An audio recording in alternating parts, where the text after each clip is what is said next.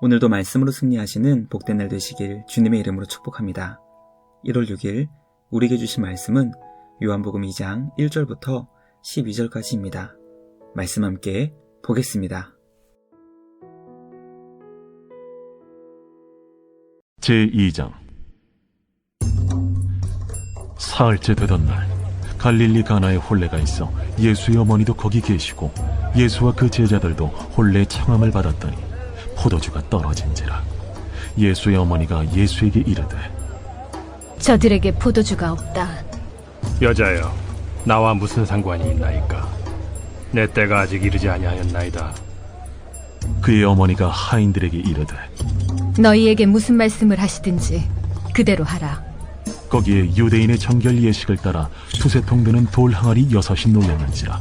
예수께서 그들에게 이르시되 항아리에 물을 채우라.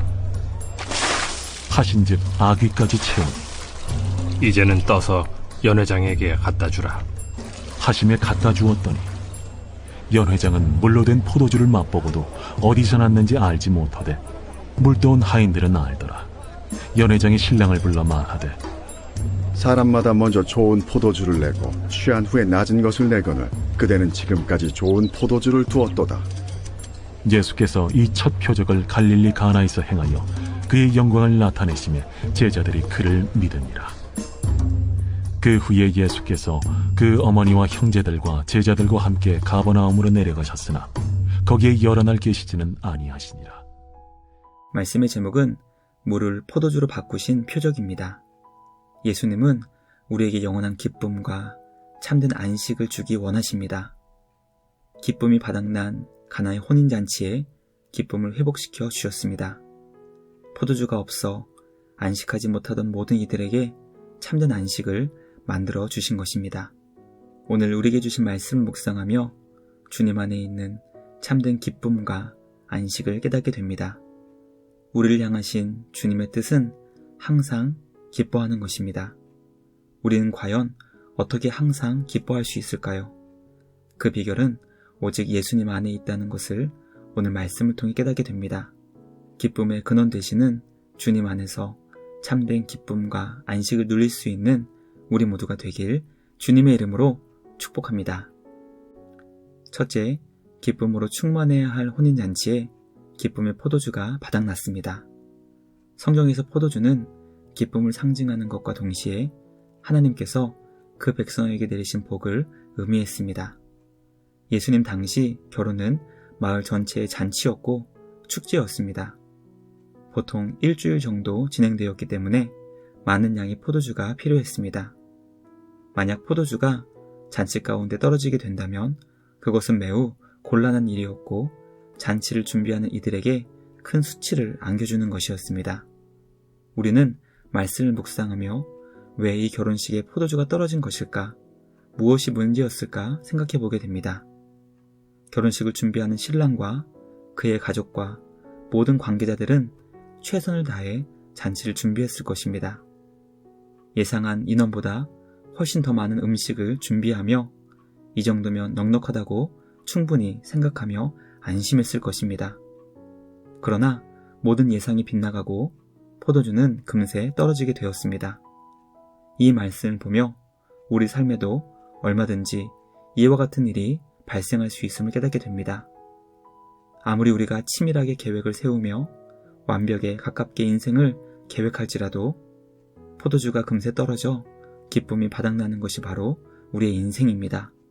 그러므로 인간의 계획과 방법으로는 언제든지 기쁨의 포도주가 바닥날 수 있다는 것을 기억해야 합니다. 기쁨의 근원 되시는 주님을 온전히 의지할 수 있는 우리 모두가 되길 간절히 소망합니다.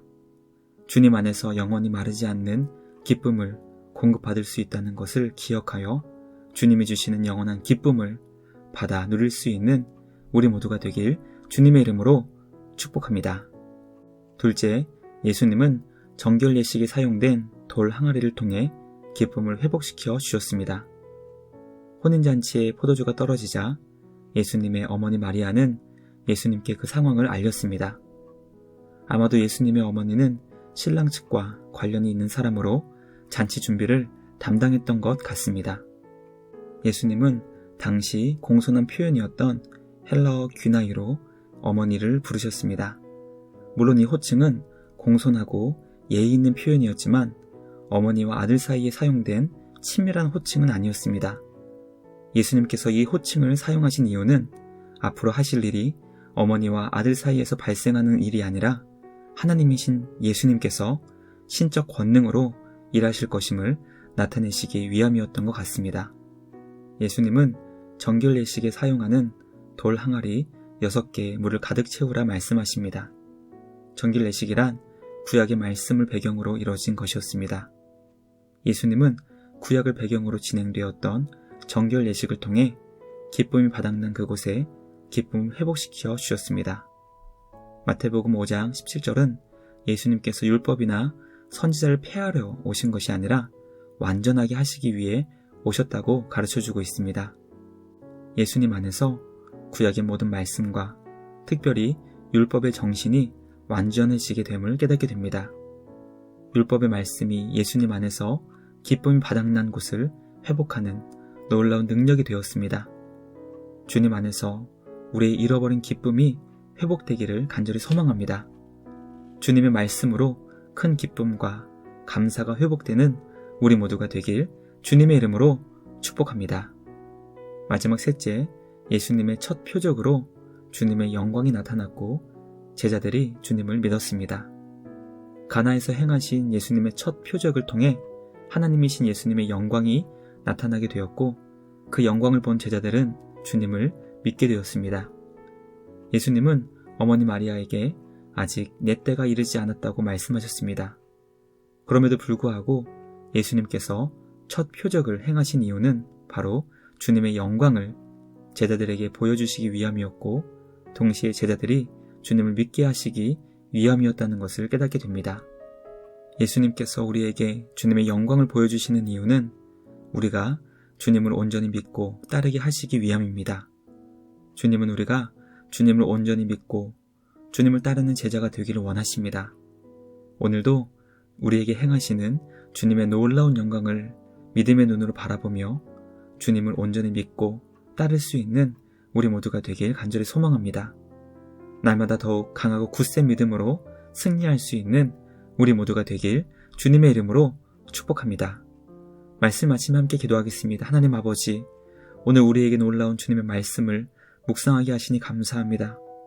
기쁨이 바닥난 그곳에 기쁨을 회복시켜 주신 예수님, 오늘 우리 삶에 바닥난 기쁨이 주님 안에서 온전히 회복되게 하시고 주님 안에서 항상 기뻐하며 기도하며 풍성한 감사를 고백하게 하여 주시옵소서. 예수님 안에서 구약의 모든 말씀이 우리를 향하신 기쁨의 말씀이며 동시에 우리의 믿음을 더욱 강하게 만들어주시는 것임을 깨닫게 됩니다. 신약과 구약의 모든 말씀을 중요하게 여기며 말씀에 온전히 순종하며 살아갈 수 있는 우리 모두가 되게 하여 주시옵소서. 우리의 믿음이 굳세고 강한 믿음이 되기 원합니다. 하나님 아버지, 오늘도 주님의 영광을 바라보며 우리의 믿음이 예수님 닮게 하여 주시옵소서. 오늘도 우리에게 하늘의 영광을 보여주시고 믿음의 길로 인도해 주시는 우리 주님께 감사와 찬양을 드리며 우리를 구원하신 예수님의 이름으로 기도드리옵나이다. 아멘. 오늘도 주님과 함께 말씀으로 승리하시는 복된 날 되시길 주님의 이름으로 축복합니다.